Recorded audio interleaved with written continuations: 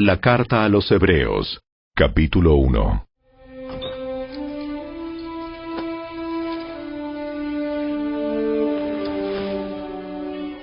Hace mucho tiempo, Dios habló muchas veces y de diversas maneras a nuestros antepasados por medio de los profetas.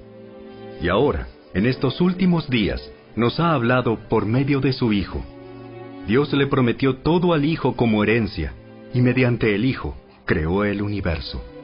El Hijo irradia la gloria de Dios, y expresa el carácter mismo de Dios y sostiene todo con el gran poder de su palabra. Después de habernos limpiado de nuestros pecados, se sentó en el lugar de honor, a la derecha del majestuoso Dios en el cielo. Esto demuestra que el Hijo es muy superior a los ángeles, así como el nombre que Dios le dio es superior al nombre de ellos. Pues Dios nunca le dijo a ningún ángel lo que le dijo a Jesús. Tú eres mi Hijo. Hoy he llegado a ser tu Padre. Dios también dijo, yo seré su Padre, y él será mi Hijo. Además, cuando trajo a su Hijo Supremo al mundo, Dios dijo, que lo adoren todos los ángeles de Dios. Pero con respecto a los ángeles, Dios dice, Él envía a sus ángeles como los vientos, y a sus sirvientes como llamas de fuego.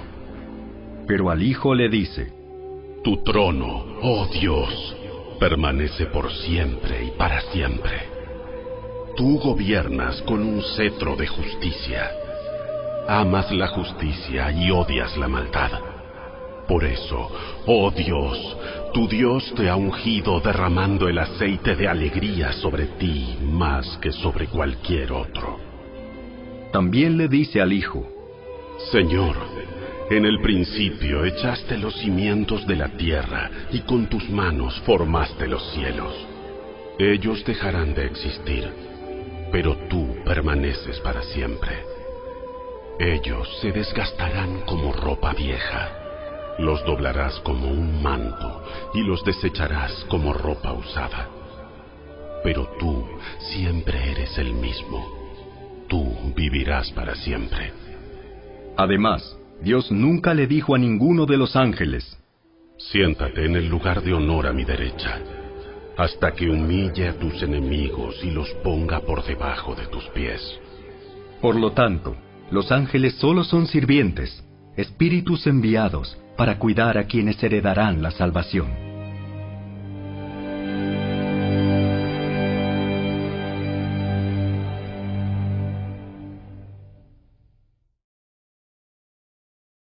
Capítulo 2. Así que debemos prestar mucha atención a las verdades que hemos oído, no sea que nos desviemos de ellas, pues el mensaje que Dios transmitió mediante los ángeles se ha mantenido siempre firme, y toda infracción de la ley y todo acto de desobediencia recibió el castigo que merecía. Entonces, ¿qué nos hace pensar que podemos escapar si descuidamos esta salvación tan grande, que primeramente fue anunciada por el mismo Señor Jesús y luego nos fue transmitida por quienes lo oyeron hablar? Además, Dios confirmó el mensaje mediante señales, maravillas, diversos milagros y dones del Espíritu Santo, según su voluntad. Es más, no son los ángeles quienes gobernarán el mundo futuro del cual hablamos, porque en cierto lugar, las Escrituras dicen, ¿qué son los simples mortales para que pienses en ellos, o un hijo de hombre para que de él te ocupes? Sin embargo, los hiciste un poco menor que los ángeles, y los coronaste de gloria y honor. Le diste autoridad sobre todas las cosas. Ahora bien, cuando dice todas las cosas, significa que nada queda afuera. Pero todavía no vemos que todas las cosas sean puestas bajo su autoridad. No obstante, lo que sí vemos es a Jesús, a quien se le dio una posición un poco menor que los ángeles, y debido a que sufrió la muerte por nosotros, ahora está coronado de gloria y honor. Efectivamente, por la gracia de Dios, Jesús conoció la muerte por todos. Dios, para quien y por medio de quien todo fue hecho, eligió llevar a muchos hijos a la gloria. convenía a Dios que, mediante el sufrimiento, hiciera a Jesús un líder perfecto, apto para llevarlos a la salvación. Por lo tanto, Jesús y los que Él hace santos tienen el mismo Padre. Por esa razón, Jesús no se avergüenza de llamarlos sus hermanos, pues le dijo a Dios: Anunciaré tu nombre a mis hermanos. Entre tu pueblo reunido te alabaré. También dijo: Pondré mi confianza en Él, es decir, yo y los hijos que Dios me ha dado. Debido a que los hijos de Dios son seres humanos, hechos de carne y sangre, el Hijo también se hizo de carne y sangre. Pues sólo como ser humano podía morir, y sólo mediante la muerte podía quebrantar el poder del diablo, quien tenía el poder sobre la muerte.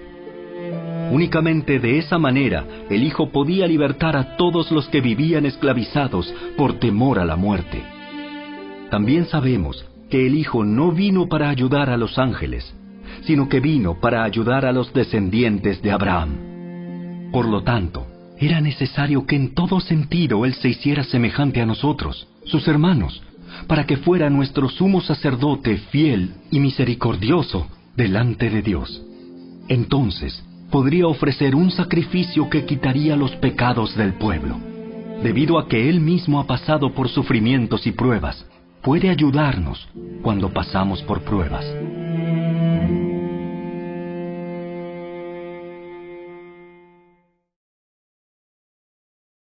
Capítulo 3.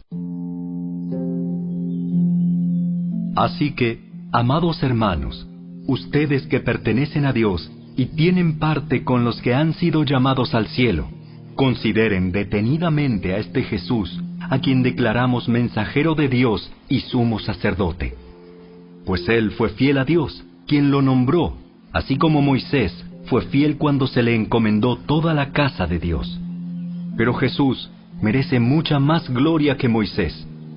Así como el que construye una casa merece más elogio que la casa misma.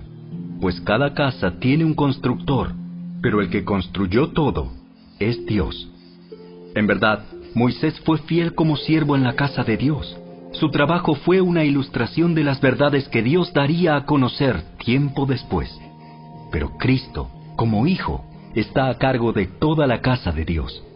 Y nosotros somos la casa de Dios si nos armamos de valor y permanecemos confiados en nuestra esperanza en Cristo. Por eso, el Espíritu Santo dice: Cuando oigan hoy su voz, no endurezcan el corazón como lo hicieron los israelitas cuando se rebelaron, aquel día que me pusieron a prueba en el desierto. Allí sus antepasados me tentaron y pusieron a prueba mi paciencia, a pesar de haber visto mis milagros durante 40 años. Por eso estuve enojado con ellos y dije: su corazón siempre se aleja de mí, rehúsan hacer lo que les digo. Así que en mi enojo juré: ellos nunca entrarán en mi lugar de descanso. Por lo tanto, amados hermanos, cuidado. Asegúrense de que ninguno de ustedes tenga un corazón maligno e incrédulo que los aleje del Dios vivo. Adviértanse unos a otros todos los días mientras dure ese hoy, para que ninguno sea engañado por el pecado y se endurezca contra Dios. Pues si somos fieles hasta el fin, confiando en Dios con la misma firmeza que teníamos al principio, cuando creímos en Él, entonces tendremos parte en todo lo que le pertenece a Cristo. Recuerden lo que dice: Cuando oigan hoy su voz, no endurezcan el corazón como lo hicieron los israelitas cuando se rebelaron. ¿Y quiénes fueron los que se rebelaron contra Dios a pesar de haber oído su voz? ¿No fue acaso el pueblo que salió de Egipto guiado por Moisés? ¿Y quiénes hicieron enojar a Dios durante 40 años? ¿Acaso no fueron los que pecaron, cuyos cadáveres quedaron tirados en el desierto? ¿Y a quiénes hablaba Dios cuando juró que jamás entrarían en su descanso? ¿Acaso no fue a los que lo desobedecieron? Como vemos, ellos no pudieron entrar en el descanso de Dios a causa de su incredulidad.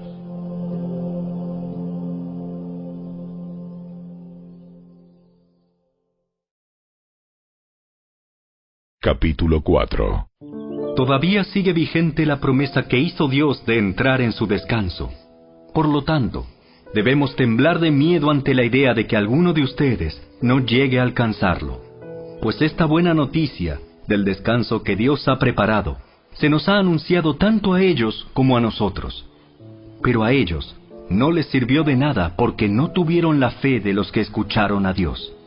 Pues solo los que creemos podemos entrar en su descanso. En cuanto a los demás, Dios dijo: En mi enojo juré, ellos nunca entrarán en mi lugar de descanso. Si bien ese descanso está preparado desde que Él hizo el mundo, sabemos que está preparado debido al pasaje en las Escrituras que menciona el séptimo día. Cuando llegó el séptimo día, Dios descansó de toda su labor. Pero en el otro pasaje Dios dijo: ellos nunca entrarán en mi lugar de descanso. Así que el descanso de Dios está disponible para que la gente entre, pero los primeros en oír esta buena noticia no entraron porque desobedecieron a Dios. Entonces Dios fijó otro tiempo para entrar en su descanso, y ese tiempo es hoy.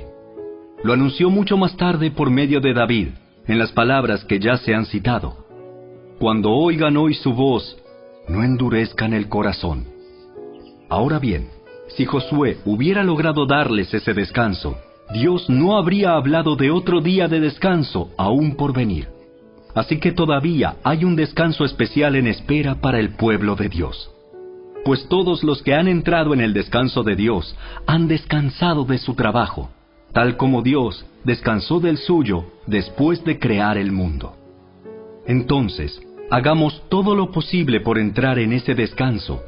Pero si desobedecemos a Dios como lo hizo el pueblo de Israel, caeremos. Pues la palabra de Dios es viva y poderosa. Es más cortante que cualquier espada de 2 filos. Penetra entre el alma y el espíritu, entre la articulación y la médula del hueso. Deja al descubierto nuestros pensamientos y deseos más íntimos. No hay nada en toda la creación que esté oculto a Dios. Todo está desnudo y expuesto ante sus ojos, y es a Él a quien rendimos cuentas. Por lo tanto, ya que tenemos un gran sumo sacerdote que entró en el cielo, Jesús, el Hijo de Dios, aferrémonos a lo que creemos. Nuestro sumo sacerdote comprende nuestras debilidades, porque enfrentó todas y cada una de las pruebas que enfrentamos nosotros. Sin embargo, Él nunca pecó. Así que acerquémonos con toda confianza al trono de la gracia de nuestro Dios. Allí recibiremos su misericordia y encontraremos la gracia que nos ayudará cuando más la necesitemos.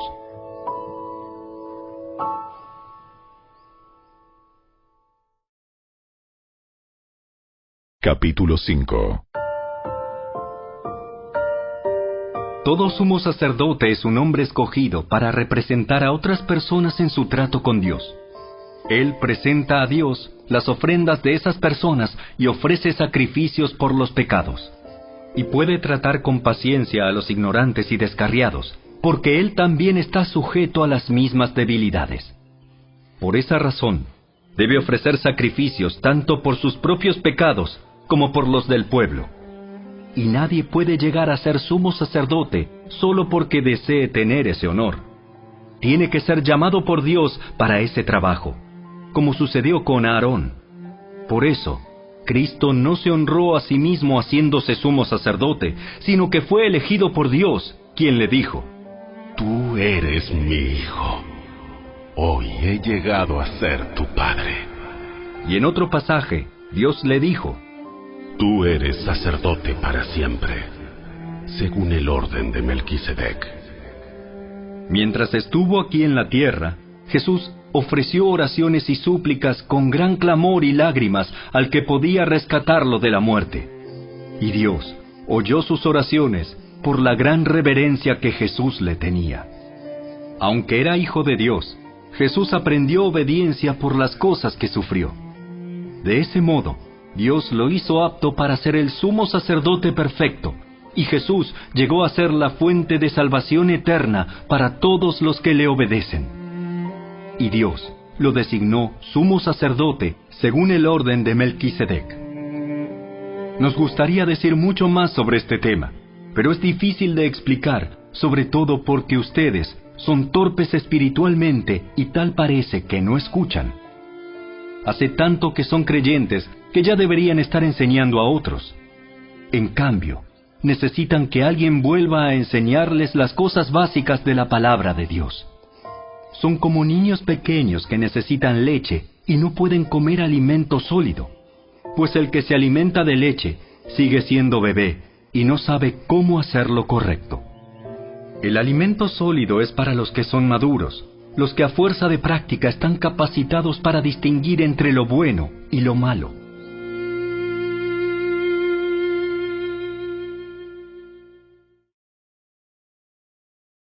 Capítulo 6.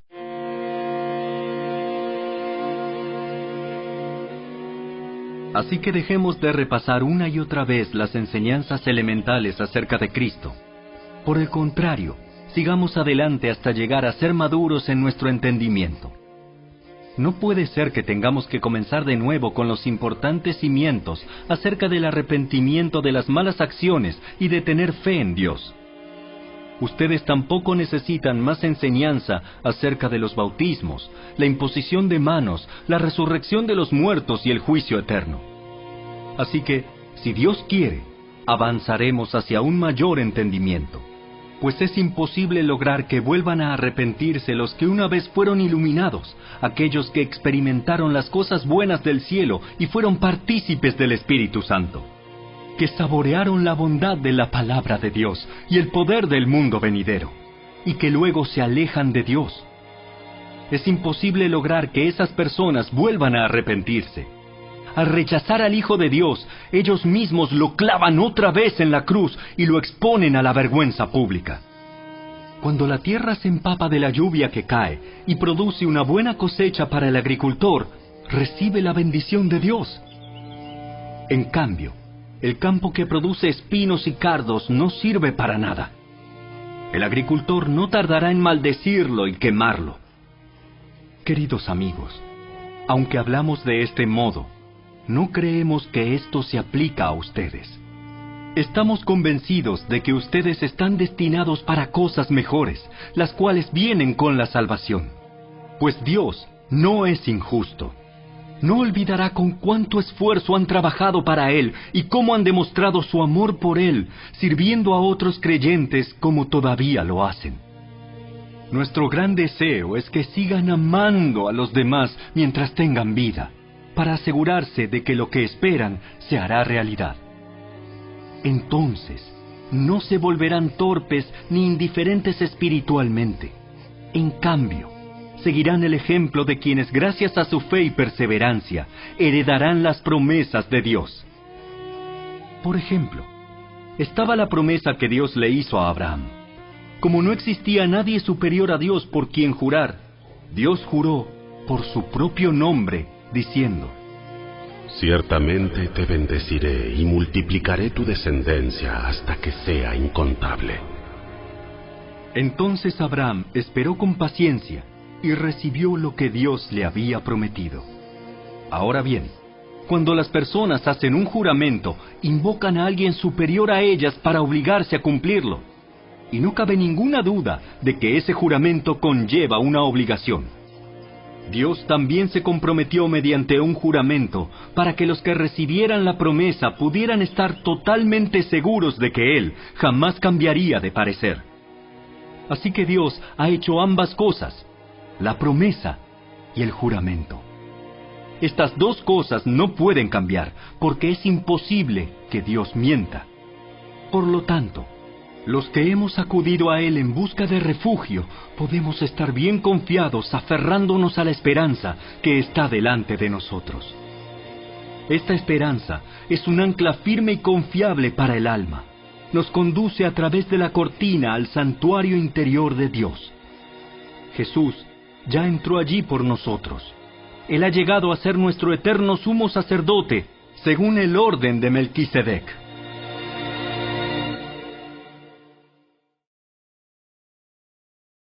Capítulo 7.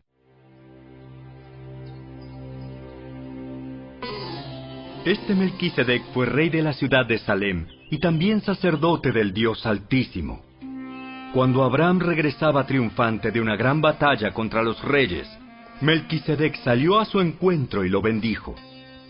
Después Abraham tomó la 10ª parte de todo lo que había capturado en la batalla y se la dio a Melquisedec. El nombre Melquisedec significa Rey de Justicia, y Rey de Salem significa Rey de Paz.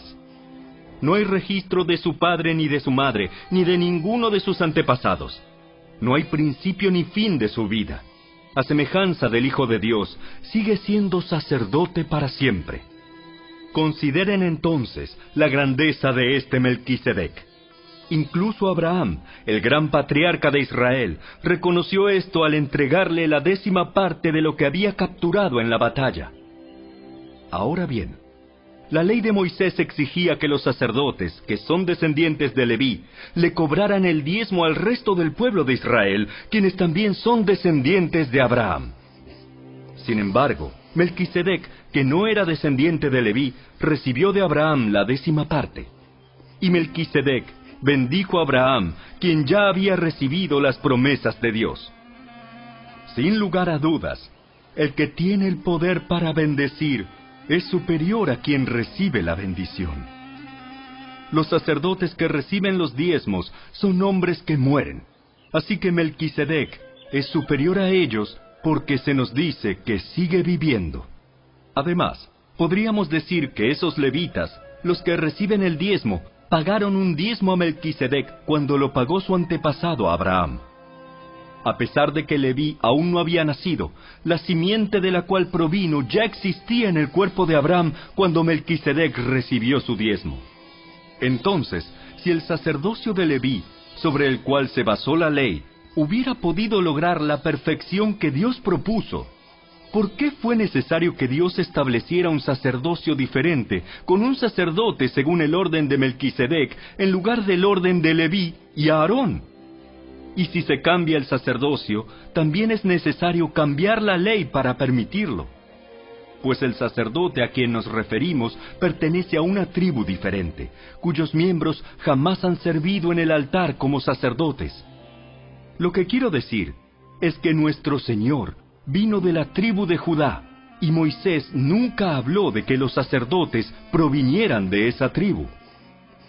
Ese cambio resulta aún más evidente, ya que ha surgido un sacerdote diferente, quien es como Melquisedec. Jesús llegó a ser sacerdote no por cumplir con la ley del requisito físico de pertenecer a la tribu de Leví, sino por el poder de una vida que no puede ser destruida. Y el salmista lo señaló cuando profetizó: Tú eres sacerdote para siempre, según el orden de Melquisedec.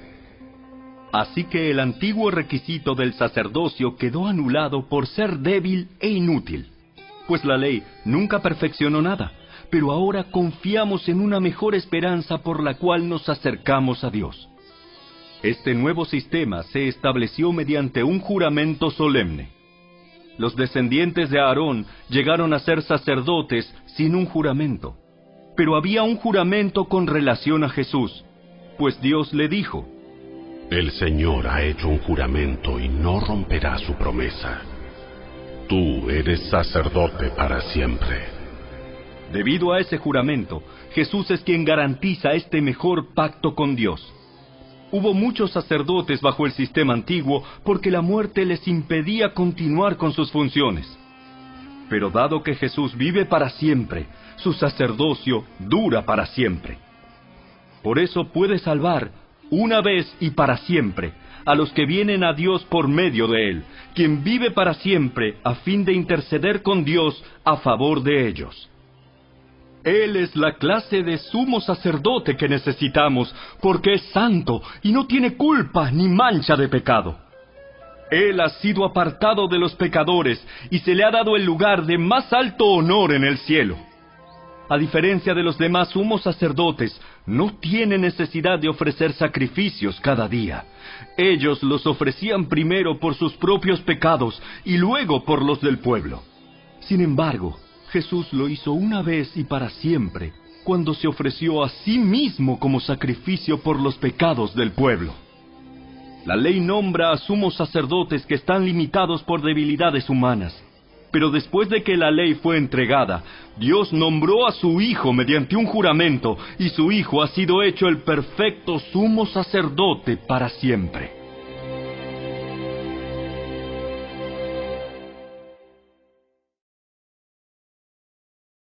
Capítulo 8. El punto principal es el siguiente. Tenemos un sumo sacerdote quien se sentó en el lugar de honor, a la derecha del trono del Dios majestuoso en el cielo. Allí sirve como ministro en el tabernáculo del cielo, el verdadero lugar de adoración construido por el Señor y no por manos humanas. Ya que es deber de todo sumo sacerdote presentar ofrendas y sacrificios, nuestro sumo sacerdote también tiene que presentar una ofrenda. Si estuviera aquí en la tierra, ni siquiera sería sacerdote, porque ya hay sacerdotes que presentan las ofrendas que exige la ley. Ellos sirven dentro de un sistema de adoración que es solo una copia, una sombra del verdadero que está en el cielo. Pues cuando Moisés estaba por construir el tabernáculo, Dios le advirtió lo siguiente: asegúrate de hacer todo según el modelo que te mostré aquí en la montaña. Pero ahora a Jesús, nuestro sumo sacerdote, se le ha dado un ministerio que es muy superior al sacerdocio antiguo, porque Él es mediador a nuestro favor de un mejor pacto con Dios basado en promesas mejores. Si el primer pacto no hubiera tenido defectos, no habría sido necesario reemplazarlo con un segundo pacto. Pero cuando Dios encontró defectos en el pueblo, dijo: se acerca el día en que haré un nuevo pacto con el pueblo de Israel y de Judá. Este pacto no será como el que hice con sus antepasados, cuando los tomé de la mano y los saqué de la tierra de Egipto. Ellos no permanecieron fieles a mi pacto, por eso les di la espalda. Pero este es el nuevo pacto que haré con el pueblo de Israel en ese día. Pondré mis leyes en su mente y las escribiré en su corazón. Yo seré su Dios, y ellos serán mi pueblo. Y no habrá necesidad de enseñar a sus vecinos, ni habrá necesidad de enseñar a sus parientes diciendo: deberías conocer al Señor. Pues todos ya me conocerán, desde el más pequeño hasta el más grande. Perdonaré sus maldades y nunca más me acordaré de sus pecados. Cuando Dios habla de un nuevo pacto, quiere decir que ha hecho obsoleto al primero, el cual ha caducado y pronto desaparecerá.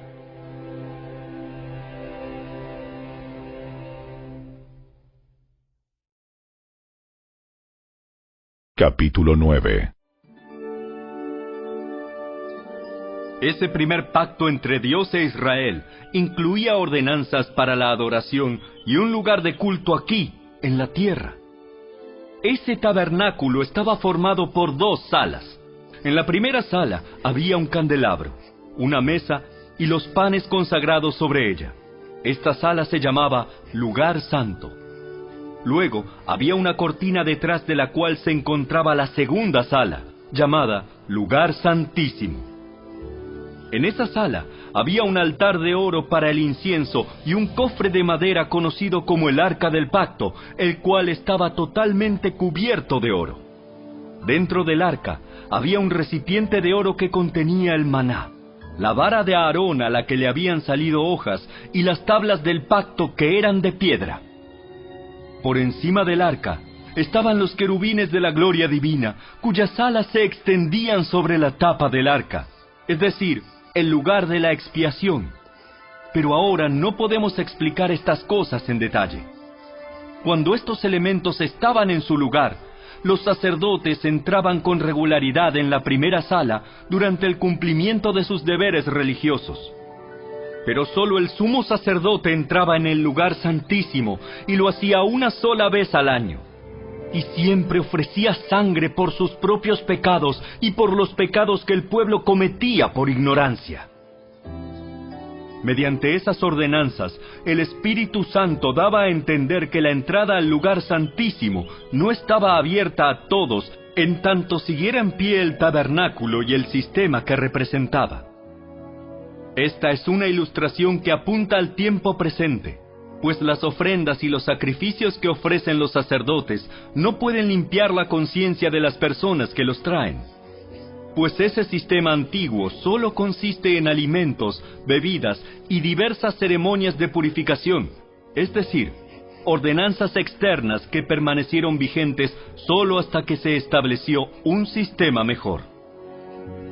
Entonces Cristo ahora ha llegado a ser el sumo sacerdote por sobre todas las cosas buenas que han venido. Él entró en ese tabernáculo superior y más perfecto que está en el cielo, el cual no fue hecho por manos humanas ni forma parte del mundo creado. Con su propia sangre, no con la sangre de cabras ni de becerros, entró en el lugar santísimo una sola vez y para siempre, y aseguró nuestra redención eterna. Bajo el sistema antiguo, la sangre de cabras y toros y las cenizas de una novilla podían limpiar el cuerpo de las personas que estaban ceremonialmente impuras. Imagínense cuánto más la sangre de Cristo nos purificará la conciencia de acciones pecaminosas para que adoremos al Dios viviente.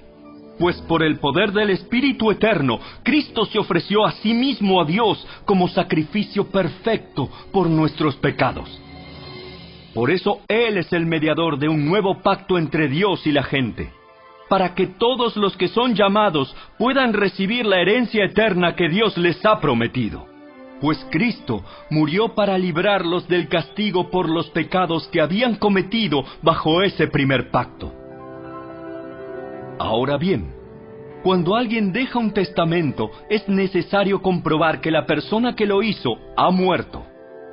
El testamento solo entra en vigencia después de la muerte de la persona. Mientras viva el que lo hizo, el testamento no puede entrar en vigencia. Por eso, aún el primer pacto fue puesto en vigencia con la sangre de un animal. Pues después de que Moisés había leído cada uno de los mandamientos de Dios a todo el pueblo, tomó la sangre de los becerros y las cabras junto con agua y roció tanto el libro de la ley de Dios como a todo el pueblo con ramas de hisopo y lana de color escarlata. Entonces dijo: Esta sangre confirma el pacto que Dios ha hecho con ustedes. De la misma manera, roció con la sangre el tabernáculo y todo lo que se usaba para adorar a Dios. De hecho, según la ley de Moisés, casi todo se purificaba con sangre, porque sin derramamiento de sangre no hay perdón. Por esa razón, el tabernáculo y todo lo que en él había, que eran copias de las cosas del cielo, debían ser purificados mediante la sangre de animales. Pero las cosas verdaderas del cielo debían ser purificadas mediante sacrificios superiores a la sangre de animales. Pues Cristo no entró en un lugar santo hecho por manos humanas, que era solo una copia del verdadero que está en el cielo. Él entró en el cielo mismo para presentarse ahora delante de Dios a favor de nosotros. Y no entró en el cielo para ofrecerse a sí mismo una y otra vez, como lo hace el sumo sacerdote aquí en la tierra, que entra en el lugar santísimo año tras año con la sangre de un animal. Si eso hubiera sido necesario, Cristo tendría que haber sufrido la muerte una y otra vez desde el principio del mundo. Pero ahora, en el fin de los tiempos, Cristo se presentó una sola vez y para siempre, para quitar el pecado mediante su propia muerte en sacrificio. Y así como cada persona está destinada a morir una sola vez y después vendrá el juicio, así también Cristo fue ofrecido una sola vez y para siempre, a fin de quitar los pecados de muchas personas. Cristo vendrá otra vez, no para ocuparse de nuestros pecados, sino para traer salvación a todos los que esperan con anhelo su venida.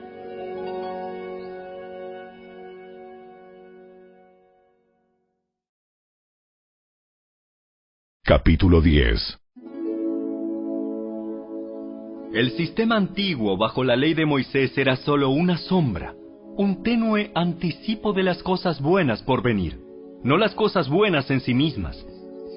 Bajo aquel sistema se repetían los sacrificios una y otra vez, año tras año, pero nunca pudieron limpiar por completo a quienes venían a adorar. Si los sacrificios hubieran podido limpiar por completo, entonces habrían dejado de ofrecerlos, porque los adoradores se habrían purificado una sola vez y para siempre, y habrían desaparecido los sentimientos de culpa. Pero en realidad, esos sacrificios les recordaban sus pecados año tras año, pues no es posible que la sangre de los toros y las cabras quite los pecados. Por eso, cuando Cristo vino al mundo, le dijo a Dios: No quisiste sacrificios de animales ni ofrendas por el pecado, pero me has dado un cuerpo para ofrecer. No te agradaron las ofrendas quemadas ni otras ofrendas por el pecado. Luego dije: Aquí estoy, oh Dios. He venido a hacer tu voluntad, como está escrito acerca de mí en las Escrituras. Primero, Cristo dijo: No quisiste sacrificios de animales, ni ofrendas por el pecado, ni ofrendas quemadas, ni otras ofrendas por el pecado. Tampoco te agradaron todas esas ofrendas, aun cuando la ley de Moisés las exige. Luego dijo: Aquí estoy, he venido a hacer tu voluntad. Él anula el primer pacto para que el segundo entre en vigencia, pues la voluntad de Dios fue que el sacrificio del cuerpo de Jesucristo nos hiciera santos una vez y para siempre. Bajo el antiguo pacto, el sacerdote oficia de pie delante del altar día tras día, ofreciendo los mismos sacrificios una y otra vez, los cuales nunca pueden quitar los pecados. Pero nuestro sumo sacerdote se ofreció a sí mismo a Dios como un solo sacrificio por los pecados, válido para siempre. Luego se sentó en el lugar de honor a la derecha de Dios. Allí espera hasta que sus enemigos sean humillados y puestos por debajo de sus pies. Pues mediante esa única ofrenda, Él perfeccionó para siempre a los que está haciendo santos. Y el Espíritu Santo también da testimonio de que es verdad, pues dice: Este es el nuevo pacto que haré con mi pueblo en aquel día. Pondré mis leyes en su corazón y las escribiré en su mente. Después dice: Nunca más me acordaré de sus pecados y sus transgresiones. Y cuando los pecados han sido perdonados, ya no hace falta ofrecer más sacrificios. Así que, amados hermanos, podemos entrar con valentía en el lugar santísimo del cielo por causa de la sangre de Jesús. Por su muerte, Jesús abrió un nuevo camino, un camino que da vida a través de la cortina al lugar santísimo. Ya que tenemos un gran sumo sacerdote que gobierna la casa de Dios, entremos directamente a la presencia de Dios con corazón sincero y con plena confianza en Él.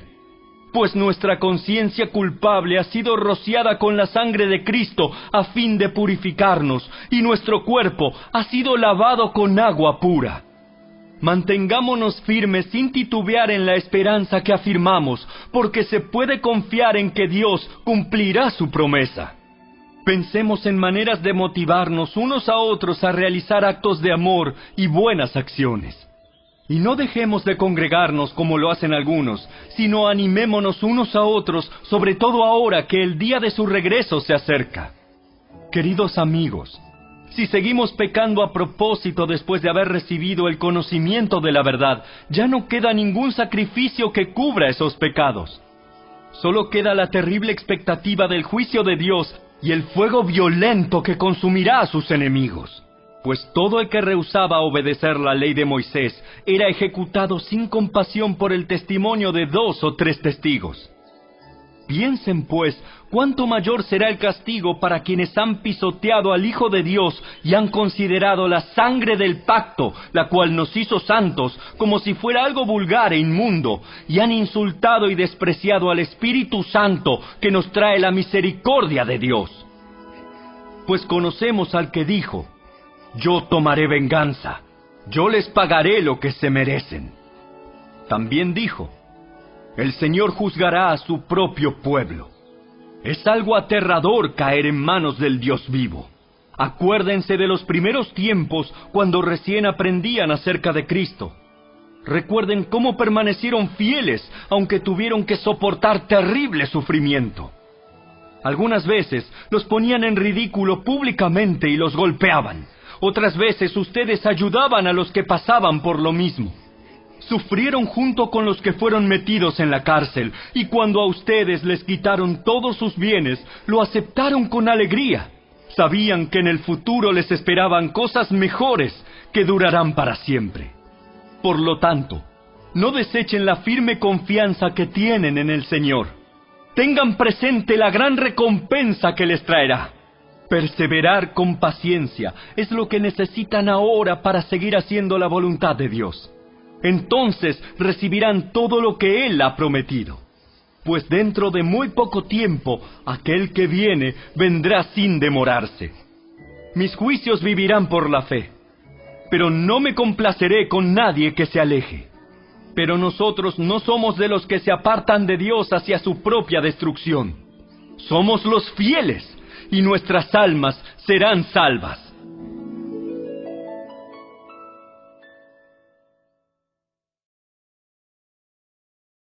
Capítulo 11. La fe es la confianza de que en verdad sucederá lo que esperamos. Es lo que nos da la certeza de las cosas que no podemos ver. Por su fe, la gente de antaño gozó de una buena reputación. Por la fe entendemos que todo el universo fue formado por orden de Dios, de modo que lo que ahora vemos no vino de cosas visibles. Fue por la fe que Abel presentó a Dios una ofrenda más aceptable que la que presentó Caín. La ofrenda de Abel demostró que era un hombre justo, y Dios aprobó sus ofrendas. Aunque Abel murió hace mucho tiempo, todavía nos habla por su ejemplo de fe. Fue por la fe que Enoc ascendió al cielo sin morir. Desapareció porque Dios se lo llevó. Pues antes de ser llevado, lo conocían como una persona que agradaba a Dios. De hecho, sin fe es imposible agradar a Dios. Todo el que desea acercarse a Dios debe creer que Él existe y que Él recompensa a los que lo buscan con sinceridad. Fue por la fe que Noé construyó un barco grande para salvar a su familia del diluvio en obediencia a Dios, quien le advirtió de cosas que nunca antes habían sucedido. Por su fe, Noé condenó al resto del mundo y recibió la justicia que viene por la fe. Fue por la fe que Abraham obedeció cuando Dios lo llamó para que dejara su tierra y fuera a otra que él le daría por herencia. Se fue sin saber a dónde iba. Incluso cuando llegó a la tierra que Dios le había prometido, vivió allí por fe, pues era como un extranjero que vive en carpas. Lo mismo hicieron Isaac y Jacob, quienes heredaron la misma promesa. Abraham esperaba con confianza una ciudad de cimientos eternos, una ciudad diseñada y construida por Dios.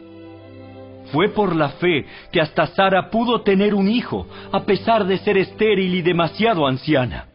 Ella creyó que Dios cumpliría su promesa. Así que una nación entera provino de este solo hombre, quien estaba casi muerto en cuanto a tener hijos. Una nación con tantos habitantes que como las estrellas de los cielos y la arena de la orilla del mar es imposible contar. Todas estas personas murieron aún creyendo lo que Dios les había prometido. Y aunque no recibieron lo prometido, lo vieron desde lejos y lo aceptaron con gusto. Coincidieron en que eran extranjeros y nómadas aquí en este mundo. Es obvio que quienes se expresan así esperan tener su propio país. Si hubieran añorado el país del que salieron, bien podrían haber regresado. Sin embargo, buscaban un lugar mejor, una patria celestial. Por eso, Dios no se avergüenza de ser llamado el Dios de ellos, pues les ha preparado una ciudad. Fue por la fe que Abraham ofreció a Isaac en sacrificio cuando Dios lo puso a prueba. Abraham, quien había recibido las promesas de Dios, estuvo dispuesto a sacrificar a su único hijo, Isaac, aun cuando Dios le había dicho: Isaac es el hijo mediante el cual procederán tus descendientes. Abraham llegó a la conclusión de que si Isaac moría, Dios tenía el poder para volverlo a la vida, y en cierto sentido, Abraham recibió de vuelta a su hijo de entre los muertos. Fue por la fe que Isaac prometió a sus hijos Jacob y Esaú bendiciones para el futuro. Fue por la fe que Jacob, cuando ya era anciano y estaba por morir, bendijo a cada uno de los hijos de José y se inclinó para adorar, apoyado en su vara. Fue por la fe que José, cuando iba a morir, declaró con confianza que el pueblo de Israel saldría de Egipto. Incluso les mandó que se llevaran sus huesos cuando ellos salieran. Fue por la fe que cuando nació Moisés, sus padres lo escondieron durante 3 meses. Vieron que Dios les había dado un hijo fuera de lo común y no tuvieron temor de desobedecer la orden del rey. Fue por la fe que Moisés, cuando ya fue adulto, rehusó llamarse hijo de la hija del faraón. Prefirió ser maltratado con el pueblo de Dios a disfrutar de los placeres momentáneos del pecado. Consideró que era mejor sufrir por causa de Cristo que poseer los tesoros de Egipto, pues tenía la mirada puesta en la gran recompensa que recibiría. Fue por la fe que Moisés salió de la tierra de Egipto sin temer el enojo del rey. Siguió firme en su camino porque tenía los ojos puestos en el invisible. Fue por la fe que Moisés ordenó que el pueblo de Israel celebrara la Pascua y rociara con sangre los marcos de las puertas para que el ángel de la muerte no matara a ninguno de sus primeros hijos varones. Fue por la fe que el pueblo de Israel atravesó el Mar Rojo como si estuviera pisando tierra seca. Pero cuando los egipcios intentaron seguirlos, murieron todos ahogados. Fue por la fe que el pueblo de Israel marchó alrededor de Jericó durante 7 días y las murallas se derrumbaron. Fue por la fe que Rahab, la prostituta, no fue destruida junto con los habitantes de su ciudad que se negaron a obedecer a Dios, pues ella había recibido en paz a los espías. ¿Cuánto más les tengo que decir? Se necesitaría demasiado tiempo para contarles acerca de la fe de Gedeón, Barak, Sansón, Jefté, David, Samuel y todos los profetas. Por la fe, esas personas conquistaron reinos, gobernaron con justicia y recibieron lo que Dios les había prometido. Cerraron bocas de leones, apagaron llamas de fuego y escaparon de morir a filo de espada. Su debilidad se convirtió en fortaleza. Llegaron a ser poderosos en batalla e hicieron huir a ejércitos enteros. Hubo mujeres que recibieron otra vez con vida a sus seres queridos que habían muerto. Sin embargo, otros fueron torturados porque rechazaron negar a Dios a cambio de la libertad. Ellos pusieron su esperanza en una vida mejor que viene después de la resurrección. Algunos fueron ridiculizados y sus espaldas fueron laceradas con látigos. Otros fueron encadenados en prisiones. Algunos murieron apedreados. A otros los cortaron por la mitad con una sierra y a otros los mataron a espada. Algunos anduvieron vestidos con pieles de ovejas y cabras, desposeídos y oprimidos y maltratados. Este mundo no era digno de ellos. Vagaron por desiertos y montañas, se escondieron en cuevas y hoyos de la tierra. Debido a su fe, todas esas personas gozaron de una buena reputación, aunque ninguno recibió todo lo que Dios le había prometido. Pues Dios tenía preparado algo mejor para nosotros, de modo que ellos no llegaran a la perfección sin nosotros.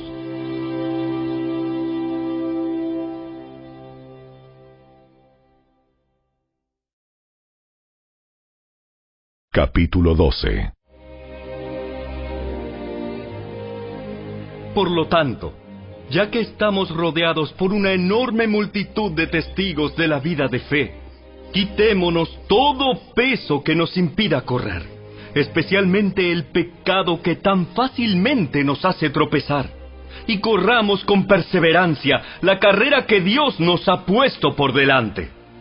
Esto lo hacemos al fijar la mirada en Jesús, el campeón que inicia y perfecciona nuestra fe. Debido al gozo que le esperaba, Jesús soportó la cruz sin importarle la vergüenza que ésta representaba. Ahora está sentado en el lugar de honor junto al trono de Dios. Piensen en toda la hostilidad que soportó por parte de pecadores. Así no se cansarán ni se darán por vencidos. Después de todo, ustedes aún no han dado su vida en la lucha contra el pecado. ¿Acaso olvidaron las palabras de aliento con que Dios les habló a ustedes como a hijos? Él dijo: Hijo mío, no tomes a la ligera la disciplina del Señor, y no te des por vencido cuando te corrige. Pues el Señor disciplina a los que ama y castiga a todo el que recibe como hijo. Al soportar esta disciplina divina, recuerden que Dios los trata como a sus propios hijos. ¿Acaso alguien oyó hablar de un hijo que nunca fue disciplinado por su padre? Si Dios no los disciplina a ustedes como lo hace con todos sus hijos, quiere decir que ustedes no son verdaderamente sus hijos, sino ilegítimos. Ya que respetábamos a nuestros padres terrenales que nos disciplinaban, entonces, ¿acaso no deberíamos someternos aún más a la disciplina del Padre de nuestro espíritu y así vivir para siempre? Pues nuestros padres terrenales nos disciplinaron durante algunos años e hicieron lo mejor que pudieron, pero la disciplina de Dios siempre es buena para nosotros, a fin de que participemos de su santidad. Ninguna disciplina resulta agradable a la hora de recibirla. Al contrario, es dolorosa, pero después produce la apacible cosecha de una vida recta para los que han sido entrenados por ella. Por lo tanto, renueven las fuerzas de sus manos cansadas y fortalezcan sus rodillas debilitadas. Tracen un camino recto para sus pies, a fin de que los débiles y los cojos no caigan, sino que se fortalezcan. Esfuércense por vivir en paz con todos y procuren llevar una vida santa, porque los que no son santos no verán al Señor. Cuídense unos a otros para que ninguno de ustedes deje de recibir la gracia de Dios. Tengan cuidado de que no brote ninguna raíz venenosa de amargura, la cual los trastorne a ustedes y envenene a muchos. Asegúrense de que ninguno sea inmoral ni profano como Esaú, que cambió sus derechos de primer hijo varón por un simple plato de comida. Ustedes saben que después, cuando quiso recibir la bendición de su padre, fue rechazado. Ya era demasiado tarde para arrepentirse, a pesar de que suplicó con lágrimas amargas. Ustedes no se han acercado a una montaña que se pueda tocar, a un lugar que arde en llamas, un lugar de oscuridad y tinieblas, rodeado por un torbellino como les sucedió a los israelitas cuando llegaron al monte Sinaí. Ellos oyeron un imponente toque de trompeta y una voz tan temible que les suplicaron a Dios que dejara de hablar. Retrocedieron tambaleándose bajo el mandato de Dios. Si tan solo un animal toca la montaña, deberá morir apedreado. Incluso Moisés se asustó tanto de lo que vio que dijo: Estoy temblando de miedo. En cambio, ustedes han llegado al monte Sión, a la ciudad del Dios viviente, a la Jerusalén celestial, y a incontables miles de ángeles que se han reunido llenos de gozo. Ustedes han llegado a la congregación de los primogénitos de Dios, cuyos nombres están escritos en el cielo. Ustedes han llegado a Dios mismo, quien es el juez sobre todas las cosas. Ustedes han llegado a los espíritus de los justos, que están en el cielo y que ya han sido perfeccionados.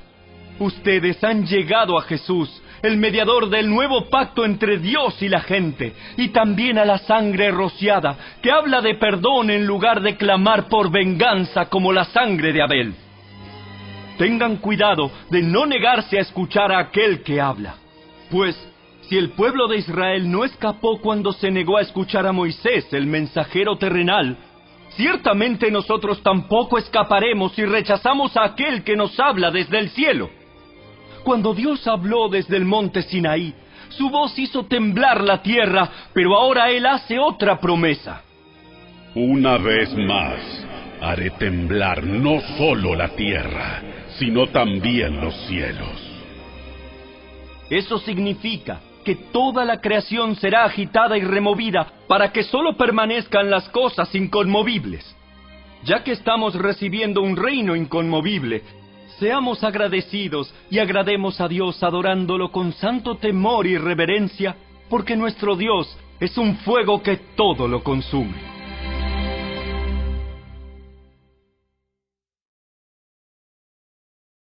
Capítulo 13. Sigan amándose unos a otros como hermanos. No se olviden de brindar hospitalidad a los desconocidos, porque algunos que lo han hecho han hospedado ángeles sin darse cuenta. Acuérdense de aquellos que están en prisión, como si ustedes mismos estuvieran allí. Acuérdense también de los que son maltratados, como si ustedes mismos sintieran en carne propia el dolor de ellos. Honren el matrimonio, y los casados manténganse fieles el uno al otro. Con toda seguridad, Dios juzgará a los que cometen inmoralidades sexuales y a los que cometen adulterio. No amen el dinero, estén contentos con lo que tienen, pues Dios ha dicho: nunca te fallaré, jamás te abandonaré. Así que podemos decir con toda confianza: el Señor es quien me ayuda, por tanto no temeré. ¿Qué me puede hacer un simple mortal? Acuérdense de los líderes que les enseñaron la palabra de Dios. Piensen en todo lo bueno que haya resultado de su vida y sigan el ejemplo de su fe. Jesucristo es el mismo ayer, hoy y siempre. Así que no se dejen cautivar por ideas nuevas y extrañas. Su fortaleza espiritual proviene de la gracia de Dios y no depende de reglas sobre los alimentos que de nada sirven a quienes las siguen. Tenemos un altar del cual los sacerdotes del tabernáculo no tienen derecho a comer. Bajo el sistema antiguo, el sumo sacerdote llevaba la sangre de los animales al lugar santo como sacrificio por el pecado, y los cuerpos de esos animales se quemaban fuera del campamento. De igual manera, Jesús sufrió y murió fuera de las puertas de la ciudad para hacer santo a su pueblo mediante su propia sangre. Entonces, salgamos al encuentro de Jesús, fuera del campamento, y llevemos la deshonra que Él llevó. Pues este mundo no es nuestro hogar permanente. Esperamos el hogar futuro. Por lo tanto, por medio de Jesús, ofrezcamos un sacrificio continuo de alabanza a Dios, mediante el cual proclamamos nuestra lealtad a su nombre. Y no se olviden de hacer el bien, ni de compartir lo que tienen con quienes pasan necesidad. Estos son los sacrificios que le agradan a Dios. Obedezcan a sus líderes espirituales y hagan lo que ellos dicen. Su tarea es cuidar el alma de ustedes y tienen que rendir cuentas a Dios. Denles motivos para que la hagan con alegría y no con dolor. Esto último ciertamente no los beneficiará a ustedes. Oren por nosotros, pues tenemos la conciencia limpia y deseamos comportarnos con integridad en todo lo que hacemos. Y oren especialmente para que pueda regresar a verlos pronto. Y ahora que el Dios de paz, quien levantó de entre los muertos a nuestro Señor Jesús, el gran pastor de las ovejas, y que ratificó un pacto eterno con su sangre, los capacite con todo lo que necesiten para hacer su voluntad. Que Él produzca en ustedes, mediante el poder de Jesucristo, todo lo bueno que a Él le agrada. A Él sea toda la gloria por siempre y para siempre. Amén. Les ruego, amados hermanos, que hagan caso a lo que les escribí en esta breve exhortación. Quiero que sepan que nuestro hermano Timoteo ya salió de la cárcel. Si llega pronto, lo llevaré conmigo cuando vaya a verlos. Saluden a todos los líderes y a todos los creyentes que están allí. Los creyentes de Italia les envían sus saludos. Que la gracia de Dios sea con todos ustedes.